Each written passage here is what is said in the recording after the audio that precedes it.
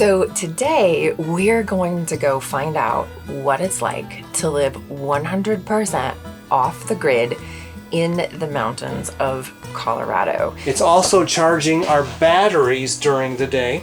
We're on our bathroom 2.0 right now. Okay, so this was bathroom 1.0. This was bathroom 1.0. This was bathroom 1.0. And this was on the property. Here's your off-grid. Now we have not opened this for a while. Yeah. Only after we bought it did we discover it had a couple of hidden gems. Our cost of ownership now is really nothing. Now, we have met a couple that has a 100% passive off-grid house in the mountains. Now, I'm not exactly your off-grid type of person. We don't do a ton of boondocking.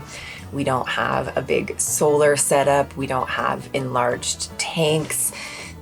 We like our campgrounds and our full hookups and all of the comforts of home, and that's why we've chosen the rig that we have, and we do the type of camping style that we do, because we're not really the off-grid type of people. But that's the wonderful thing about this particular lifestyle, is you get a chance to meet new people and to explore new things and just kind of expand the realm of maybe what you thought was possible.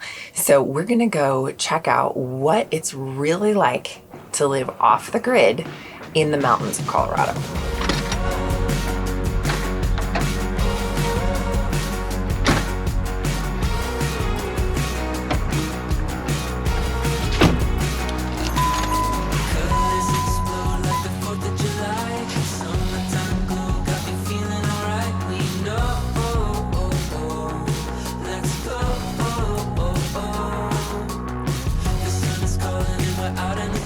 So this is definitely one of those like breathtaking views, but this road is like so rough, and we're like on the side of a cliff to where I feel like we're gonna bounce right off the side of the cliff. So I'm just taking it super slow and then coming around. Ah, there's another car.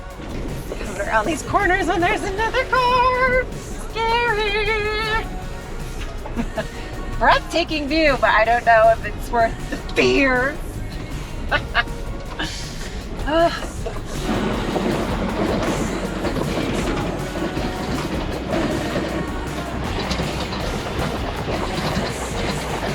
It's like quite the view, but I would not want to be up here in the winter where there's snow, because if you slide off the road, sayonara.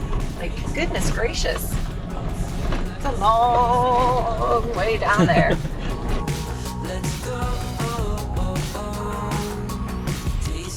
Lord Jesus, I'm glad we have a Jeep. And we just keep going and going and going and going. And this is like, wow, quite the road getting back to this off-grid house back in here. Goodness gracious.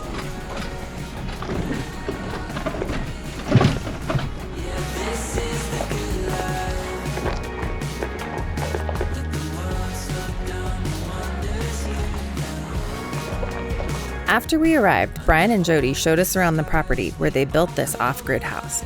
I was shocked that this house was not some little rustic cabin in the woods, but rather a fully functional and modern house.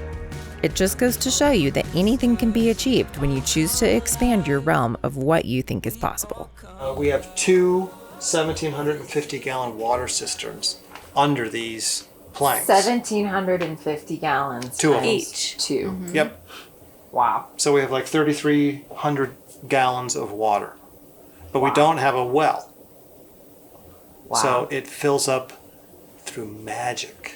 Magic water! Magic water. mouth. This morning, blue sky all day yesterday, blue sky this morning. I walk out to let the dog out, and I hear water pouring down into our catch tank. It's the dew. Oh, yeah. Wow. So it's that efficient at capturing water. Do you have a ladder, built-in ladder? Yes, so this, one of the things I've discovered is we do have to get off all the snow on our solar panels because we put them on the roof. And for the wind speeds and the snow loads that we have up here, we couldn't have them at a normal angle. So they're at a I think they're at what, 10 degrees is the max. Yeah. And so they do accumulate snow, Got it. especially when you get 6 feet. Oh my goodness. So we have to get up there and clean them off. In 6 feet of snow. Yeah. And Or so this, periodically during the 6 feet yeah. of snowfall. So we don't try to do it all at once. So how do you like decide he's gonna go up there like a rock, It's paper, usually scissors? me. Like, all right, whose turn is it? Rock, He paper, knows scissors. I help when he needs it. Yeah. So I've got it down to a science now, but I didn't want to continue to get the ladder out. And so we just bolted this to the side, and I can get all the way up to the roof without having to get the ladder out. Ingenuity at its finest, right there. That's right. Yeah. So yeah, imagine being up here when it's covered with snow and ice. This is called Eden Valley. I just can't believe how quiet it is out here. Just, you can hear every little thing. It's like nothing. Yep. Yeah, you go all day, I'll hike all day or whatever, and I will not hear another human voice. You've got water. You've got solar for the electric. Are you using a composting toilet? No. Not outside. So are you on, do you have septic or what do you guys have? We have a septic. So you have a septic. We have our Okay. own septic, yeah. Okay. So we have a septic, and so we treat all of our own wastewater on site. So show us what was the bathroom. I've noticed a lot of people that do the off-grid thing do like the composting toilet, something we of are that on- nature. We're on our bathroom 2.0 right now. Okay, so this was bathroom 1.0. This was bathroom 1.0. This was bathroom 1.0. And this was on the property when here's we... your off-grid Now, we have not opened this for a while. Yeah, so So... I'm gonna stand back here. Is there, as long as there's not Nothing's snakes. jumping out at me. Snakes would be my... So this was bathroom 1.0. Oh, so see, you did have the composting toilet. Yeah. Got it. Which, actually, it came complete with magazines, Popular Science, and stuff like that. It was There's great. no light in here. Oh, yeah, there's light. I don't know if it So that's- still works. If I take my knife and I pull Oh. these cobwebs out. Here's the light right here. It What? still works. Oh my gosh. That's your light? That's hilarious. Yeah, I mean, by this age, I've gone to the bath. I pretty much know where everything is. It's not like I'm looking for something. But yeah, that's the light. And this is all ash from the fire. We haven't been in here in a while. But this So the used to ash be is back here. located where our kitchen island is in the house. So this was all forested, or is that the word? It had trees, Yeah. which we cut down, and we wanted the house to be there, but we wanted this to be close by. We put our camper over here for during the build, and so we moved this because Jody didn't want to be out in the dark very far between the camper and the toilet. Not at night. And we didn't want to use the black tank on the RV because we didn't have a way to empty it. And this was composting. So this was bathroom 1.0. So tell me about this cork siding that you have going on here. It's like a giant corkboard. It's like a huge cork So, board. yeah, I want to put it actually is like a huge cork. So this is 1 inch thick cork. It came in sheets. It used to be this really dark chocolatey brown color, which we loved. But obviously this is the south side of the house, so it gets bleached out. We've been told, because they use this a lot in Portugal, that it will go blonde for what, 5 years? Yeah. Oh, And then it will go back to this nice chocolatey brown, really? which I can't wait for because I do not like the way it looks right now. But this is cork, which does not produce a flame. So, and I've tried to set this on fire,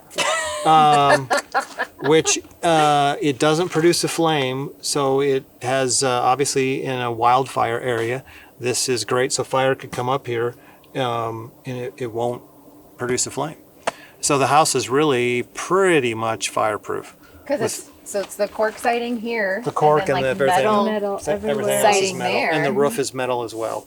So there's not really any exposed wood or No, siding we've got or beetle anything on kill the outside. underneath, but it's over top of our aluminum planking. And we've got triple pane windows. Most of the time, if a fire breaches a house, it's through the windows have broken. And so we've got triple pane windows. That'll give us another 45 minutes, I think. And we've done fire mitigation, so the trees are far enough away that, I mean, it could burn, but it's not likely. Scratch and sniff. Oh, it does actually smell like. It smells like cork. It does. Like Like your bedroom when you were 13 and you put your boyfriend's picture on your cork board. Something So, like that. oh, now it's coming out. Boyfriend's picture. Who is that? So, and this, Jody can actually just pin my little to-do list, honey to-do list. Yep. So I can't come in the house until I get everything done. There you go. All right, I'm going to fire the grill up. What do you think, Molly? Are you a happy dog? I plugged my grill in. Yeah. Off grid, I mean. You're plugging in the grill off grid. This is off grid cooking right here. We were so impressed with how high-tech this off-grid house really is. We always pictured off-grid as being rustic, but this house was anything but. So, we wanted to ask Brian and Jody some more questions about the house and their thoughts on off-grid living. Okay, roughing it now. One of the things that really has impressed me is that I've done a lot of research about off-grid living, and it's such a big topic, and a lot of what you find is like rustic, primitive cabin, and this is anything but a primitive cabin. Right. Yeah, we control the whole thing via our iPad. So this is the display of our water monitoring system. And so right now we have 2 tanks. Tank 1 is our clean tank. And so we're at 98% of capacity. And then if I tap that, this is our catch tank, and we're at 77%. So I can hit that and actually see the history. It's a rolling 30 days of history. So you can see we've pretty much been near 100%. Which is crazy. Yeah. It's a smart house where, like you said, you've got the Alexa or the Echo. You can control the lights. And that was one of the things that was important to us is, I think maybe some people approach off-grid out of, maybe cost effectiveness or whatever. Our driving principles were cost of ownership and comfort. And so we don't have any bills besides our internet and our trash, which I'm still working on trying to figure out a way to eliminate those. So we looked at cost of ownership of systems that would not have an ongoing cost. And so a lot of those were maybe a little bit more expensive up front than you would pay for a normal home, but then it's one and done. How many panels do you have up here? We've got 18, so we've got three strings of 6, and we're able to monitor each panel inside and actually optimize. They're in pairs, and so if a shadow gets on one, it actually takes down the efficiency of the 2. But we've got software that compensates for that and recovers that energy. So we're able to actually see what each panel is producing. And at this time of year, actually our system spins down about lunchtime. We've topped off our batteries, and it doesn't need to produce that electricity anymore. Batteries are charged in the load of the house. Our running load, baseline load of the house, is actually about 85 watts for the whole house. Communication, ventilation, everything. And so it doesn't take a lot of power. And this produces just under 7,000 watts. So you're using a little bit of it. One of the things we did look into, what would it cost to bring electricity to our site from the last pole that's about half a mile down the road. Yeah, it's about 3/4 of a mile. For that amount of money, that was almost the same amount of money as our whole entire solar system. Well, then once we have our solar system, we don't have that electricity bill that we're going to have to pay every month. Where if we did bring the electricity, we'd still have that upfront cost Plus. and a bill every month. Right. So Plus another benefit, which we've learned since we've been up here, is mountain power goes out a lot. It's like Florida power. And so, we've been with power since we started. right. And especially it became kind of obvious to us during the fire, because they cut power to the valley and to the mountain to prevent any kind of fire damage or a spread of that. And so when the fire was contained, they said, hey, everybody can go back to your houses. Oh, but you don't have power. Well, we were up here in the house within an hour of that announcement.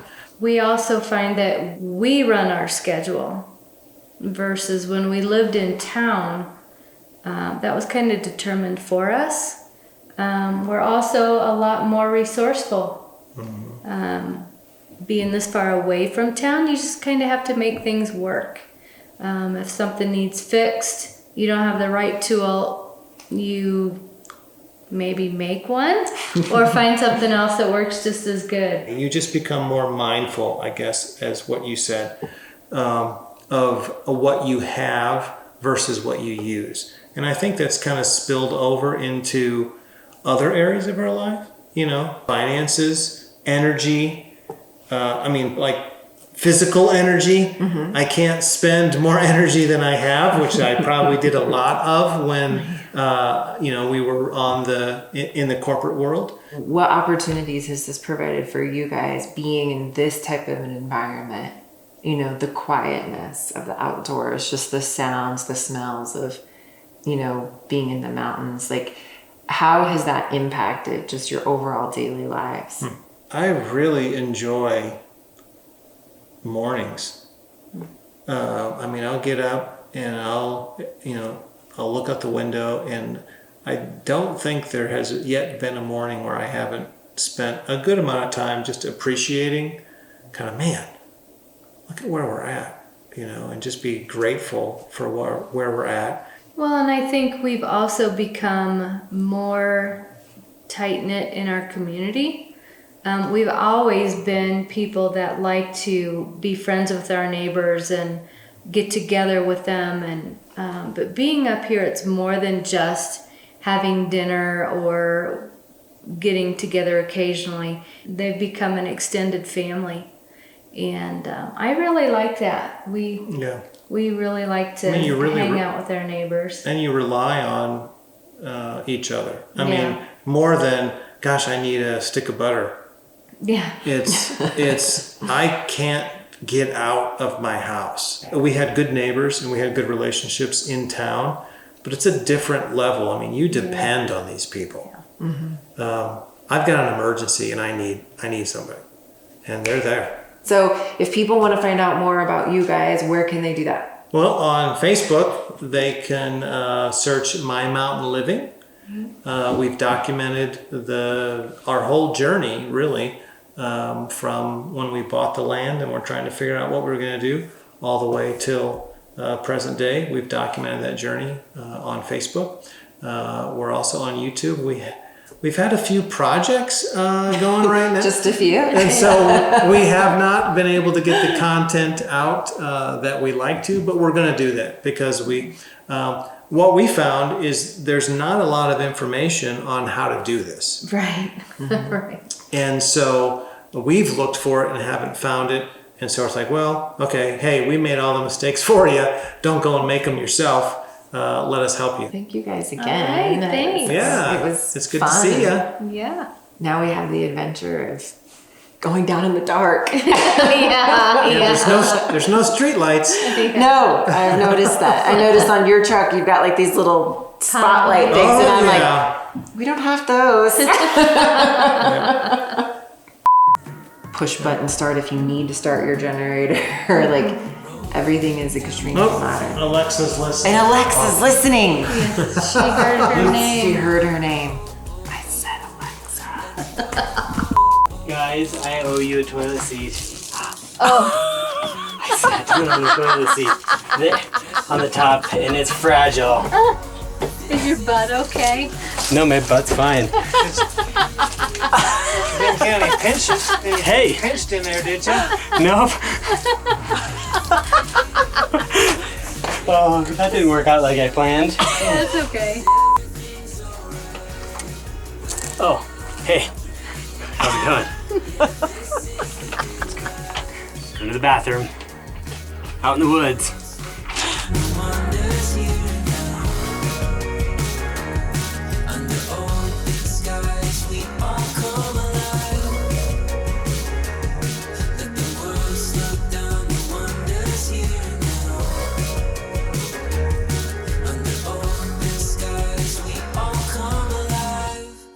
that was so amazing.